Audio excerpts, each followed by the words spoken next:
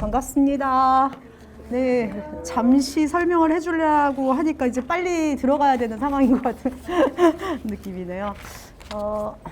저는요, 그 청소년 사랑마을과 비전 청년부를 섬기고 있습니다. 저는 작년 12월 달에 여기 창동 영광교회 처음 왔고요. 저는 잘 모르는데 그래도 이제 함께 아는 거 또 뭐 좀 우리 같이 나눠야 될 것들을 간단하게 한번 나눠보려고 합니다. 저 혹시 장애인 쪽에 이런 봉사 같은 거 하신 적이 있으신 분이 혹시 계신지? 아, 네. 다 있으시군요. 없으세요? 사랑부 선생님이세요? 청년 사랑부 선생님이세요? 아, 그러시구나. 그러면 다 뭐 좀 아시고 계시죠? 대체적으로 우리 친구들의 뭐 특성이라든가 뭐 이런 것들에 대해서는 그냥 좀 대충 아시는 거죠. 그렇죠? 예. 그러면 우리 그냥 뭐 빨리빨리 지나가는 식으로 해서 한번 준비된 자료들을 보면서 잠깐 설명하는 시간 갖도록 하겠습니다. 그 발달 장애인의 이해에 대해서 같이 나눠볼 텐데요. 우리 장애인이란 뭐 다 아시죠? 이 장애인이 한 몇 가지 분류로 분류되는 건지 혹시 아시나요? 우리 장애인들이 크게는 이제 두 가지로 분류가 된대요. 신체적 장애랑 정신적 장애로 분류가 됩니다. 근데 이게 신체적 장애도 또 두 가지로 좀 분류가 돼요. 그래서 여기 제가 뒤에 이 표를 보시면 여기가 이제 저도 잘 안 보이는데 내부 기관 장애가 이 정도가 되고요. 또 위쪽으로 좀 가시면 그냥 아까 화면이 날 것 같은데. 네. 네. 여기는 외부 기관의 장애가 되겠고요. 저 위로는 이제 발달 장애예요. 그다음에 그 위에는 이제 정신 장애가 있습니다. 이렇게 장애를 분류할 수 있는 15개 정도로 분류가 됐는데요. 저희가 오늘 함께 나눌 분류는 이제 보아야 하는 장애인 분류는 이제 그 발달 장애인들. 발달 장애가 두 분류로 나누어져 있잖아요. 크게 이제 발달 장애인 하면 이제 지적 장애와 자폐 스펙트럼 장애로 나눠진다고 이렇게 이야기를 하고 있습니다. 우리 많이 들어봤죠? 지적 장애와 자폐 스펙트럼 장애. 두 가지로. 이제 우리 사실은 이게 발달 장애인을 이렇게 두 부류로 나누긴 하는데요. 많이 중복되어 있어요. 그래서 옛날에 이제 무슨 기관 같은 데서 일하시는 분들은 이제 새로 친구들이 와가지고 좀 이야기를 하거나 이러면 저 친구 뭐 MR이야, 뭐 이렇게 지적 장애야, 뭐 이렇게 그냥 나름대로 분류를 하긴 하는데요. 근데 조금 더 어느 쪽에 좀 더 많이 치우쳐 있느냐에 따라서 조금 그냥 분류를 그냥 그들의 그냥 교육 편의상 하는 거고요. 사실은 많이 한 70% 정도는 이렇게 중복되어 있어가지고 뭐 딱히 막 두드러진 특징을 나타내는 친구들이 아니고서는 이제 많이 중복되어 있다고 생각을 하시면 될 것 같습니다. 그래서 저희가 같이 오늘 나눠볼 그 장애인 분류의 한 부분은 이제 발달 장애 친구들에 대해서 한번 같이 이야기를 나눠보도록 하겠습니다. 이거. 자, 제가 이거는 한번 그냥 참고로 보시라고요. 우리 그 장애인들 중에 10%만이 선천적으로 태어날 때부터 장애를 가지고 태어나고요. 90%는 후천적 장애인이라고 합니다. 그러니까 그래서 이제 우리 흔히 이런 표를 보면서 하는 이야기들이 있죠. 우리는 다 예비 장애인이라고 이야기를 하고 있습니다. 그래서 이제 장애인들의 이야기들, 뭐 장애인들이 지금 이동권 권리를 위해서 이제 투쟁하고 이러고 있잖아요. 그것이 남의 일이 아니다라는 이야기입니다. 곧 어느 날엔가 또 우리 가족과 나에게 닥쳐질 일이라는 이야기죠. 자, 우리 교회의 장애인 구성은 다 아시죠? 예, 제가 제일 마지막으로 알았을 것 같은데 농인부가 있고 어린이, 사랑마을 청소년, 청년일, 청년이, 장년, 비전 청년부가 있습니다. 여기서 잘 모르시는 게 아마 비전 청년부 좀 잘 아시나요? 아, 그렇구나. 다 아시구나. 그러니까 요 농인부만 빼고는 나머지는 다 발달 장애인부죠. 자, 그래서 발달 장애인이랑 어떤 부분을 발달 장애인이라 얘기를 하는지 한번 잠깐 살펴보겠는데요. 발달 장애인이란 말은요, 어떤 특정 질환 또는 장애를 지칭하는 것이 아닙니다. 사회적인 관계, 의사소통, 인지 발달의 지연과 이상을 특징으로 하고 있습니다. 발달의 지연. 이게 가장 두드러진 특징이라고 할 수 있습니다. 제 나이에 맞게 발달하지 못한 상태를 모두 말하고 있습니다. 언어, 인지, 운동, 사회성 등이 또래의 성장 속도에 비해 크게 느려서 실생활에서 활용할 수 있는 자조 능력이 떨어집니다. 쉽게 말하면 발달장애는 장애 지연이 있는데 장애가 될 정도로 현저히 지연이 되고 있는 상태입니다. 우리가 우리 아이들 좀 키워보시면 알겠지만 조금 더딘 아이들이 있어요. 그런데 그냥 조금 더디다고 발달 장애가 있는 것이 아니라요. 이것이 실제 생활하는데 어려움이 줄 만큼 그 발달의 속도나 그 어떤 발달되어지는 그런 상태가 현저히 느리고 지연되는 상태를 우리 발달 장애라고 이야기를 하고 있습니다. 이것은 사실은 어느 한 곳에만 집중되지 않아요. 언어만 떨어질 수가 없고요. 인지만 떨어질 수가 없고 사회성만 떨어질 수가 없고요. 이것이 다 복합적으로 같이 아울러져서 이제 발달의 지연이 이루어지게 됩니다. 생각해 보면 언어가 안 되면 사회성도 떨어지는 거고요. 또 이런 언어가 안 되면 인지도 당연히 이렇게 대화가 안 되고 사회적인 언어들을 배우지 못하다 보면 또 인지도 떨어지고 이게 모두가 다 같이 한꺼번에 이렇게 복합적으로 움직여가는 거기 때문에 따로 분리할 수는 없습니다. 자, 우리 먼저 제가 아까 발달장애에는 크게 두 가지로 좀 나뉘어진다고 얘기를 했죠. 두 가지 어떤 장애와 어떤 장애로 나눠진다고 말씀을 드렸나요? 네, 맞습니다. 지적장애와 자폐 스펙트럼 장애. 먼저 지적장애를 얘기를 들어보면요. 제가 아까 말씀드렸죠. 발달장애라는 거는 성장하는 시기에서 그 발달이 지연되고 있는 상태를, 그리고 지연되게 발달함으로 인하여서 실제 생활에 어려움을 겪는 사람들을 발달장애인이라고 얘기해요. 그래서 뭐 이미 성장한 사람들에게 지적장애 이런 얘기 하지 않습니다.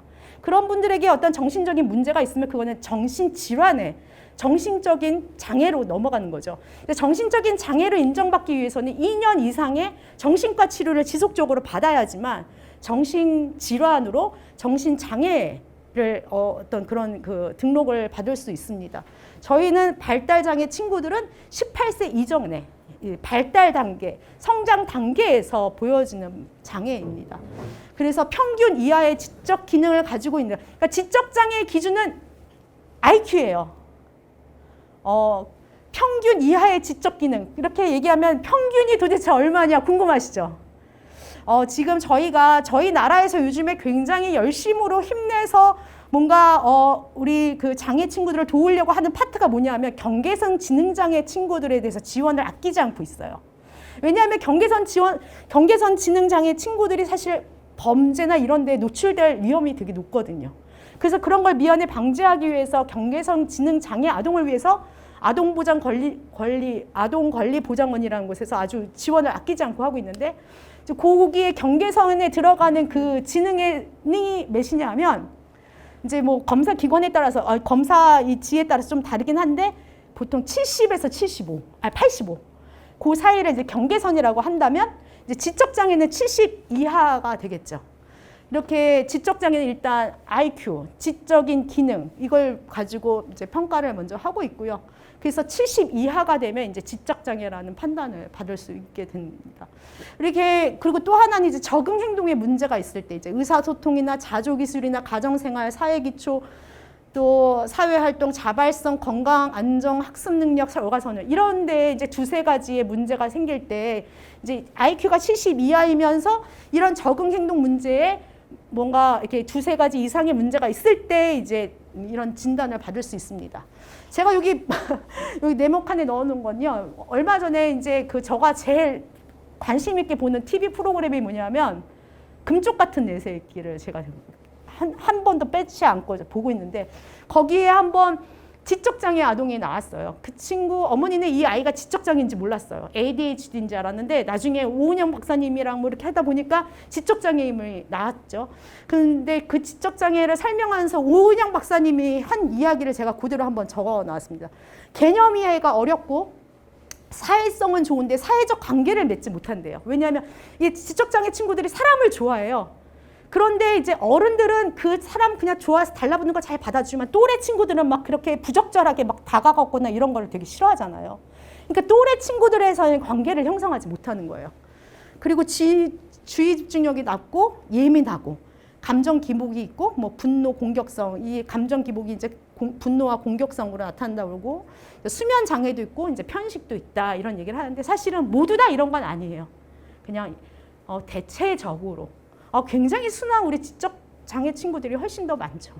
예, 이거는 이제 오훈현 박사님이 이렇게 한마디로 그냥 지적 장애를 딱 풀어서 쭉 얘기하는데 이렇게 이야기를 하고 계시더라고요.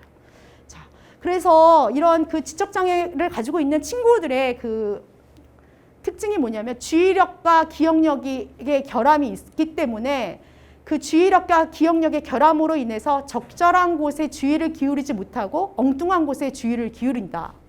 두 번째는 주의 집중 시간이 짧다, 단기 기억력이 부족하다, 학습 속도가 느리다. 다 누구 얘기 같아요? 우리 얘기 아닌가요? 저는 이거 보면서 나인데 뭐 이런 생각이 좀 들었는데. 예. 저는 지금 다행히도 저는 발달 단계에 있지 않기 때문에 네. 그리고 사회성 발달에 있어서 이러한 모습을 보입니다. 다른 사람과 상호작용하는 방법을 몰라서 친구를 사귀지 못한다. 친구가 싫어서가 아니라 그 친구에게 다가가는 방법, 기술을 모르는 거죠. 그렇기 때문에 친구를 사귀지 못하고요. 자신이 다른 친구들이랑 다르다는 것을 인식하고 빈약한 자아 개념이 형성하게 되기 때문에 이 친구들은 조금 무기력감 같은 것들을 느낄 때가 참 많이 있어요. 그리고 실패감이 많아요. 성공에 대한 경험이 적기 때문에 뭐를 하는 데 있어서 또 잘 안 될 거야 라는 그런 막연한 생각들 때문에 뭔가 시도하지 못하고 있는 그런 친구들이 참 많이 있어서 우리 이 친구들을 이제 이러한 친구들에게 이제 어떤 활동을 하고 교육을 하고 할 때는 이제 성취감, 성공의 그 기분을 많이 경험할 수 있도록 해주라 이런 이야기들을 많이 하고 있죠. 이 친구들을 좀 분류를 이제 뭐 굳이 하자면요. 이런 식으로 분류 1급, 2급, 3급이 있는데요. 사실은 이제 3급 친구들 같은 경우는 이제 초등학교 고학년 이제 그 정도 친구들이면 이제 일반적으로 단순한 일 같은 경우는 이제 가능하죠. 그래서 저희 비전 친구들 같은 경우는 이제 뭐 이거보다는 좀 더 높을 것 같아요. 상급보다는 좀 높을 것 같은데 어쨌든 장애의 어떤 그런 범위 안에 있고 하지만 스스로 뭔가를 할 수 있는 친구들 이런 친구들이 이제 상급 정도 된다고 볼 수 있겠습니다. 그래서 이들에게 적절한 교육 방법으로는요 구체적이고 추상적인 개념이 참 어려워요. 제가 우리 장애 친구들이랑 함께하면서 제일 어려운 게 뭔지 아세요? 세례 교육하는 거예요. 세례 교육하면 하나님에 대해서 죄, 또 구원, 이런 거 이렇게 추상적인 개념에 대해서 계속 설명을 해고 나가야 되잖아요. 근데 이런 추상적인 눈에 보이지 않는 추상적인 개념에 대해서 설명하는 것이 참 어렵습니다. 그래서 우리 교육 방법으로는 구체적이고 단계적이고 직접적이고 반복 학습이 필요하다 이런 이야기를 하고 있습니다. 그래서 우리 친구들에게 제일 설교할 때 어려운 게 비유 정말 설명하기가 참 어려워요. 예. 그냥 비유는 그 이야기는 설명해 줄 수 있는데 그거를 다시 우리 그 말씀에 연결시키는 게 참 어렵습니다. 네, 이런 우리 지적장애 친구들의 특성을 잠깐 알아봤고요. 그 다음에 자폐 스펙트럼 장애라고요. 자폐 스펙트럼 장애라는 이름이 원래는 자폐 스펙트럼 장애라는 이름이 쓰여진 거는 그렇게 길지 않고요. 원래는 자폐증이라고 자폐적인 성향을 가진 친구들 뭐 이렇게 얘기를 했어요. 자폐적인 성향을 가진 친구들이라고 얘기를 한 거는 그만큼 다양하다는 얘기고요. 그래서 이제 자폐 스펙트럼 장애라는 그런 이름을 갖게 되었는데요. 그 자폐 스펙트럼 장애는 뇌 기능에 영향을 미치는 신경 발달 장애의 일종으로 자폐 스펙트럼 장애가 있는 사람은 사회적 상호작용, 언어 및 비언어적 의사소통의 어려움을 겪거나 특정 행동 패턴을 반복하고 제한적인 관심과 활동, 특정한 것에만 관심을 가지고 집착하는 행동이 특징입니다. 이렇게 이야기가 하고 있어요. 요즘에 자폐 스펙트럼 장애에 대해서 좀 잘 보려면 뭘 하면 될까요? 누가 말씀하셨죠? 예, 맞습니다. 우영우 씨는 저는 그런 자폐 스펙트럼 장애를 가진 사람은 한 번도 본 적이 없어요. 그분은 정말 탁월하시죠. 네, 그렇지만 그분이 그 자폐 스펙트럼 장애를 가지고 있는 친구들이 가지고 있는 행동들을 잘 이렇게 표현을 해주고 있어요. 네. 그래서 우리 뭐 어린 친구들이 이제 이 친구 자폐 아니야? 뭐 이런 뭐 자폐적인 성향을 가지고 있지 않아? 뭐 이런 거 테스트할 때 주로 하는 것이 이제 눈 맞춤. 그리고 타인과의 공유가 뭐냐면 이제 보통은 이제 우리가 뭘 잘하거나 하고 뭐 좋아하는 게 있으면 이제 엄마랑도 공유를 하고 친구랑도 공유하는데 이 친구는 뭐 좋아하는 것이 있어도 공유를 하지 않아요. 예, 그런 또 호명 반응은 뭐 눈 마주침이랑은 좀 뭐 비슷할 수 있는데 이제 이름을 불러도 돌아보지 않는다든지. 그리고 사회적 참조가 부족하죠. 사회적 참조는 뭐냐면 한마디로 말하면 눈치예요. 엄마랑 같이 이렇게 손 붙잡고 가는데 엄마가 누구랑 마주쳐서 막 반갑게 인사하고 막 그러면 이 애는 생각할 때 엄마가 잘 아는 사람인가 보지? 그러면서 인사도 같이 하고 이게 눈치껏 하잖아요. 근데 그게 전혀 없는 거죠. 그러니까 옆에 있는 사람이 어떠한 그러니까 주변 환경에 대해서 전혀 관여하지 않는 거예요. 그거에 대한 영향을 받지 않는 거죠. 그런 능력이 떨어지는 친구들을 이제 자폐 스펙트럼 장애의 특징이라고 할 수 있습니다. 자폐 스펙트럼 장애라고 불리는 이유는 그 증상과 이 중증도가 다양하고 광범위하기 때문이고요. 사람마다 자폐 스펙트럼 장애로 인해 경험하는 증상의 수와 각 증상의 중증도가 달라 각자만의 강점과 어려움을 가지고 있습니다. 증상의 개인차가 큰 만큼 또 치료 방법도 굉장히 다양합니다. 이 발병률을 2021년에 조사한 바에 의하면요. 100명당 3명이래요. 남자 비율이 여자 비율보다 훨씬 더 많다고 합니다. 4배나. 보통 우리도 보죠. 발달장애인 뭐 이렇게 보면 다 시커매요. 왜 시커멓죠? 죄송합니다. 이러면 또 성적인 비하로도 제가 어디 또 불려가는 거 아닐지 모르겠는데. 아니, 그거 시커멓다는 나쁜 뜻이 아니라 이렇게 강하다는 얘기죠. 예. 남자 친구들이 많이 있죠. 이 남자 친구들이 많이 있는 이유가, 제가 다음에 한번 보여주는 거에서도 좀 드러날 수도 있는데, 이제 이 원인에 대해서는 사실 밝혀진 건 없어요. 그런데 이제 이렇게 자폐 스펙트럼 장애 친구들이 태어날 수 있는 위험 요소에 대해서는 이제 이렇게 열거를 하고 있는데요. 이렇게 자폐증이 있는 직계 가족이 있는 경우 특정 유전자 변형, 취약 X 증후군, 고령 부모의 태아, 임신 및 출산 합병증, 1년 미만의 간격을 둔 임신, 너무 잦은 임신, 대사불균형, 중금속 및 환경 독소 노출, 이런 거 있는데요. 여기서 취약 X 증후군이라는 게 있어요. 이게 이제 왜 이런 게 밝혀졌냐 하면요. 남자애들이 너무 많은 거예요. 여자애들에 비해서. 왜 남자들이 많지? 이런 거를 연구를 할 때 어떤 게 나왔냐면 이제 취약한 X 염색체가 있는데 이 염색체가 여자인 X가 만나면 여자잖아요.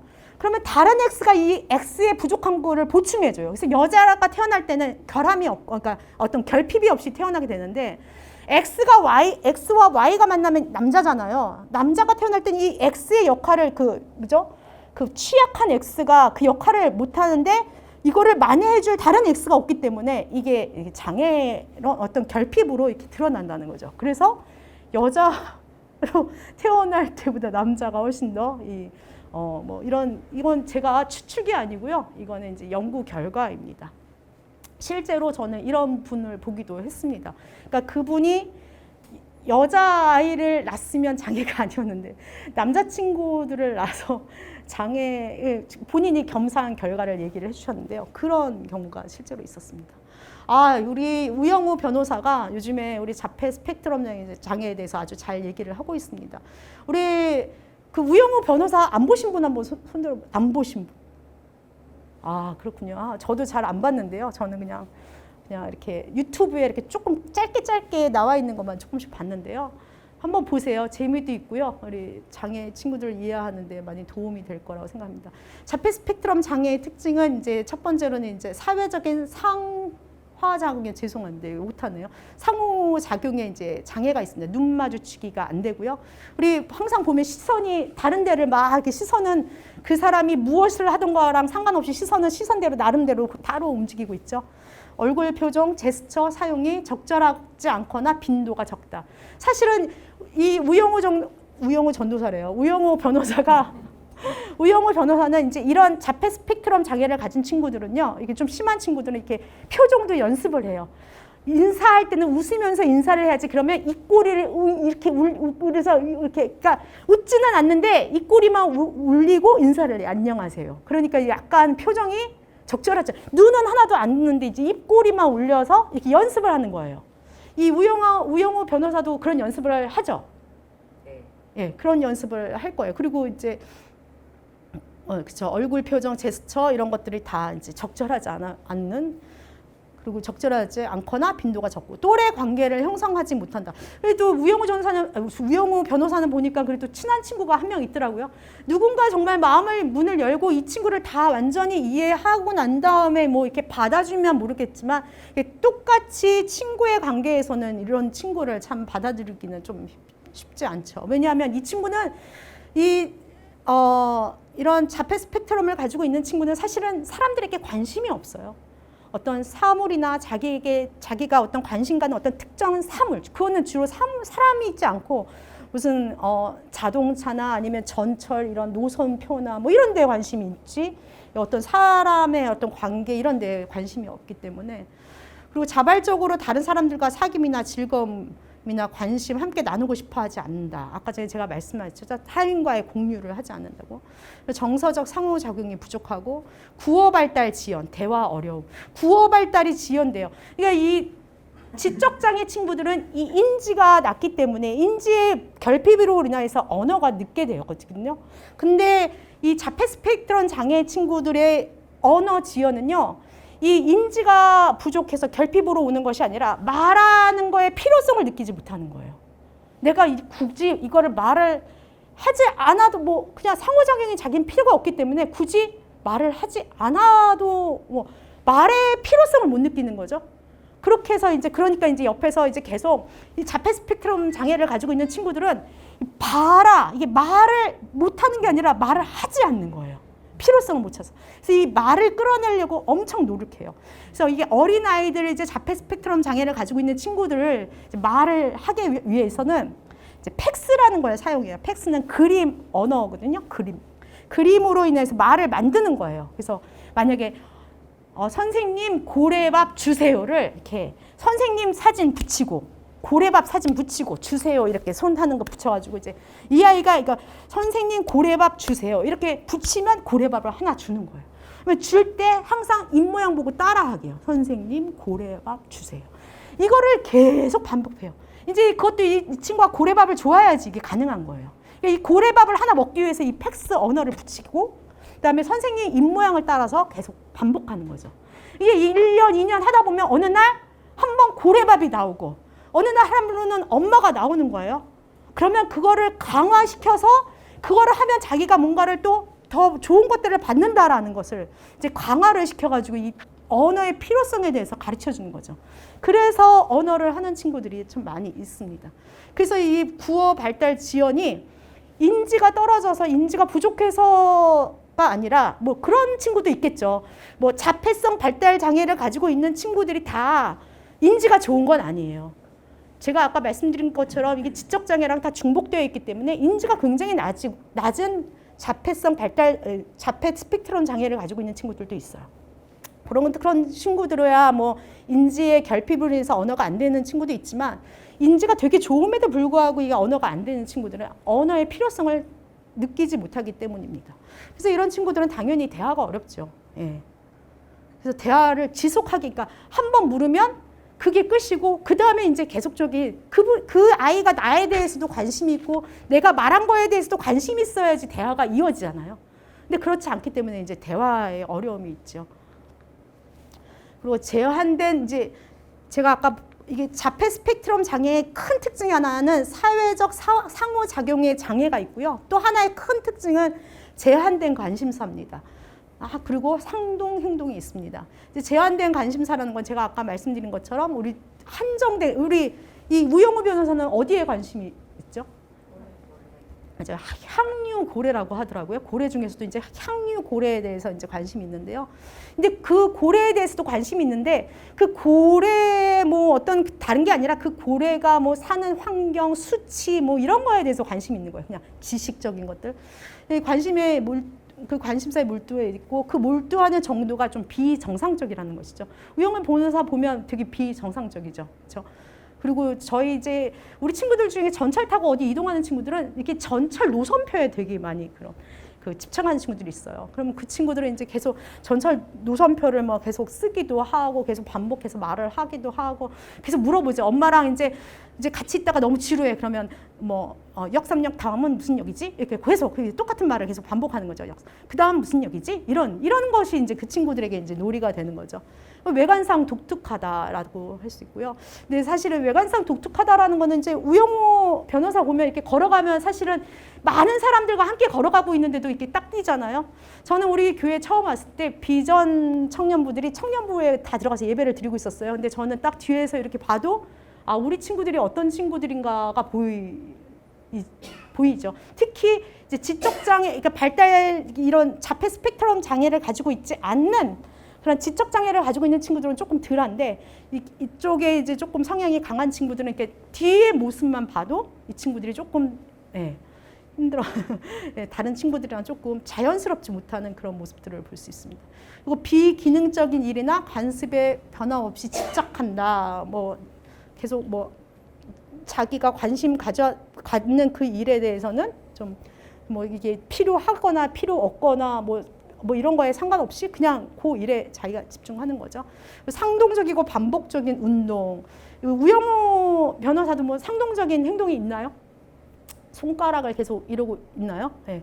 어떤 친구는 항상 날아가는 친구도 있어요. 이렇게 이런 것도 잘 하고요.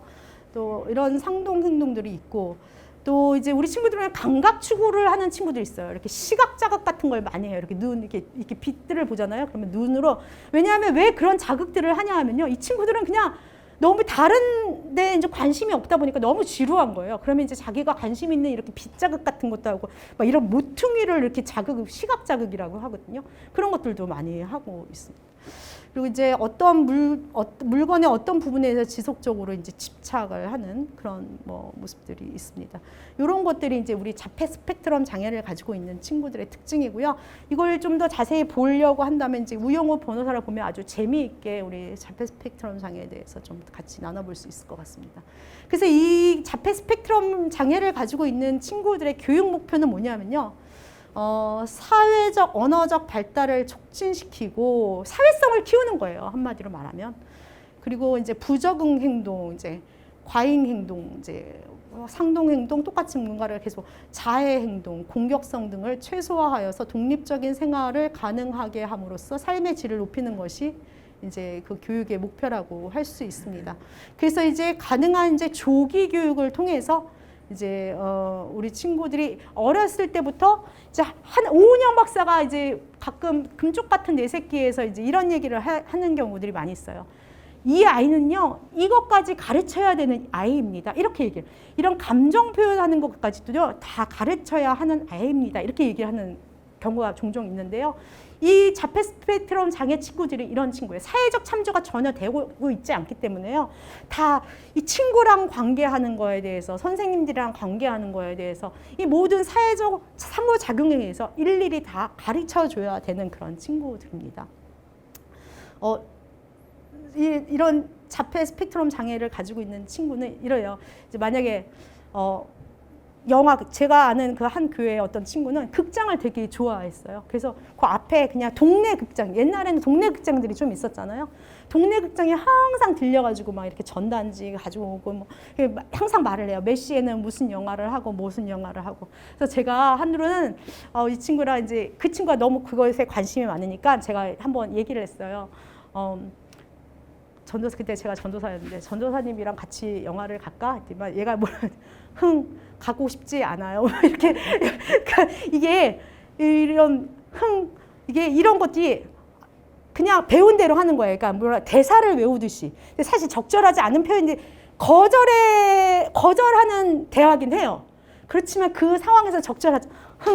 같이 가고 싶지 않아요. 이렇게 얘기를 하셔서 해서 제가 사실 굉장히 상처를 많이 받았던 기억이 있는데, 예, 우리 친구들은 모든 것들을 좀 근데 이제 그래도 그냥 특별히 도전 행동, 요즘에는 문제 행동이라고 하지 않고 도전 행동이라고 하는데, 도전 행동이 없는 친구들은 그래도 이렇게 가르치면 매번 반복해서 가르친 것들을 또 이제 숙지해서 또 그 다음 장면에 사용하기도 하고, 그래서 조금 자연적인 성숙도 있고 교육으로 인한 성숙도 있고 해서 많이 좋아지는 경향들이 많이 있는데, 이렇게 또 인지가 낮고 자해가 심하고 이런 친구들은 참 어떤 이렇게 같이 뭔가 교육하거나 이러기가 굉장히 어렵죠. 그런 친구들은 이제 좀 약물적인 도움도 받아가면서 치료를 하는 것들을 볼 수 있습니다. 예. 발달 장애인의 생애 주기 뭐 이거는 제가 그냥 한번 우리 뭐 다 아시겠지요. 미취학 때는 조기 교육 많이 하는데요. 이제 뭐 요즘에는 사실 어린이집도 이렇게 발달 장애 친구들이 가는 어린이집들이 많이 생겼더라고요. 그래서 너무 다행이고요. 그래서 조기 교육이 중요하다고 여겨지기 때문에 어머니들이 이제 아기들을 키울 때 이 아이가 혹시 이런 생각들을 많이 하시고 이제 뭐 조기 교육 이 아이가 혹시 이런 뭐 지적 장애나 발달 장애적인 어떤 그런 모습들을 볼 때 이제 빨리 조기 교육을 해야 된다라는 것들을 이미 다 아시고 조기 교육을 많이 빨리빨리 하시는 것 같아요. 우리나라 같은 경우요. 그래서 이제 아주 어렸을 때부터 이제 어린이집이나 뭐 이렇게 끝나면 이제 발달센터나 치료센터 찾아와서 언어 또 감각 통합 또 놀이 치료 뭐 이런 것들을 받는 것들을 볼 수 있습니다. 그리고 학령기에서는 이제 특수학교가랑 비장애학교로 크게 나누죠. 그래서 이제 비장애학교에서는 도움반과 원반을 왔다 갔다 하면서 수업을 하고 지내고 있고 또 학교 끝나고 나서는 또 치료센터를 열심히 다니고 있습니다. 우리 장애인 어머니들은 참 대단하신 분들이에요. 그래도 요즘에는 도우미 제도가 생겼잖아요. 무슨 도우미라고 그러죠? 그 활동 도우미. 활동 도우미 선생님들이 계셔가지고 활동 도우미 선생님들이 이렇게 이동 이런 걸 다 도와주고 계셔서 요즘에는 조금 더 나아져서 정말 다행입니다. 조금 더 세월이 가면 조금 더 나아지겠죠. 예. 학령기 이후에는 이제 취업 아니면 주간보호센터 아니면 그룹홈 시설에 있거나 이제 뭐 탈시설 주거 전환 센터가 지금 생기고 있는데요. 사실은 탈시설은 1950년대부터 시작되고 있는데 우리나라는 좀 늦게 시작이 되고 있고 지금 이제 탈시설 주거 전환 센터가 뭐 인천에 부산에 뭐 이렇게 생기고 있는데요. 아직 과도기 있기 때문에 뭐 탈시설이 되어지는 것도 아니고 이런 탈시설 주거 전환을 위한 어떤 다른 주거 시설이 마련된 것도 아니고 굉장히 저희가 지금 이 성인 장애인 분들이 어디 오갈 곳, 거주할 곳이 없는 그런 굉장히 어려운 지금 시점에 놓여 있습니다. 그리고 우리 비전 사랑부 다 아신다고 하셨으니까 이제 우리 비전 사랑부 친구들은 다 이렇게 직장을 다니고 있습니다. 물론 하루에 4시간 정도 일을 하고 있고요. 또 뭐 그중에 조금 더 기능이 좋은 친구들은 8시간도 일을 하고 있고요. 이렇게 장애가 있지만은 되게 그거를 극복하고 이렇게 취업에 나가서 열심히 일하는 친구들이 참 많이 있어요. 저희 친구들 중에 한 명은 저희 베어베터스라는 곳에 다니는데 배송을 해요. 이게 택배 일을 하는데 그 친구는 강박증이 좀 있는 것 같아요.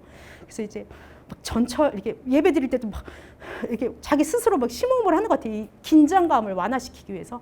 근데 이제 이런 얘기를 해요. 가끔. 전철에서 되게 힘들었는데 제가 그걸 잘 이기고 갔다 왔습니다. 이런 얘기를 해요. 그러니까 스스로 자기에게 가지고 있는 뭐 이렇게 부족함, 결핍 이런 것들을 이겨내려고 굉장히 노력하면서 그래도 계속 여기 열심히 일을 하고 있는 우리 친구들을 볼 때 정말 감사합니다. 예. 그래서 제가 요 강의는 여기까지고요. 제가 하나 뭐 동영상이 하나 이 자료들을 조금 모으다 보니까 함께 나누고 싶은 동영상이 하나 있어서요. 잠깐 근데 한번 같이 보았으면 좋겠습니다. 보면서 함께 생각해보는 시간을 가져보도록 하겠습니다.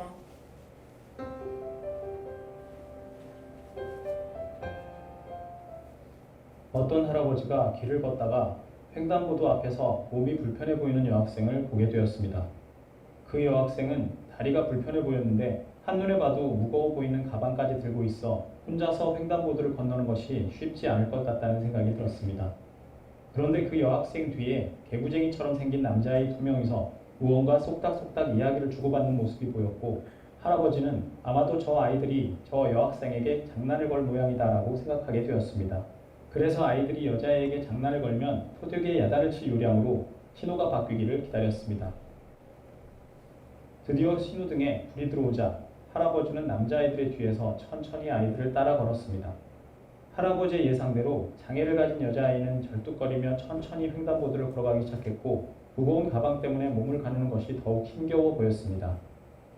그런데 뒤따르던 남자아이들이 장난을 칠 생각은 있는 것인지 횡단보도의 절반쯤 이르러 곧 신호등이 빨간불로 바뀌기 직전까지도 그 여자의 뒤에서 천천히 걷기만 할 뿐이었습니다. 곧 신호등의 초록색 불이 깜빡이기 시작했고 한 아이가 옆에 있는 아이의 팔을 툭 치더니 드디어 작전에 돌입하는 것이었습니다. 놀랍게도 아이들의 작전은 여자아이에게 장난을 치는 것이 아니었습니다. 그들의 작전은 그 여자아이가 안전하게 횡단보도를 건너는 것을 몰래 돕는 것이었습니다. 횡단보도의 신호는 이제 빨간색으로 바뀌어버렸고 여자아이는 아직도 열심히 목표 지점을 향해 절뚝거리며 걷고 있었습니다. 그러자 뒤따르던 남자아이들은 멈춰선 차들을 향해 죄송하다는 표정으로 고개를 숙여 배꼽 인사를 하기 시작했습니다.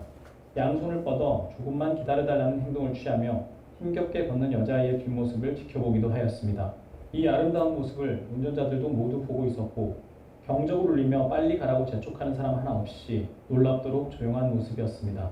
그날만큼은 아무도 경적을 울리지 않고 그 여학생과 아이들이 횡단보도를 무사히 지날 때까지 조용히 기다려 주었습니다.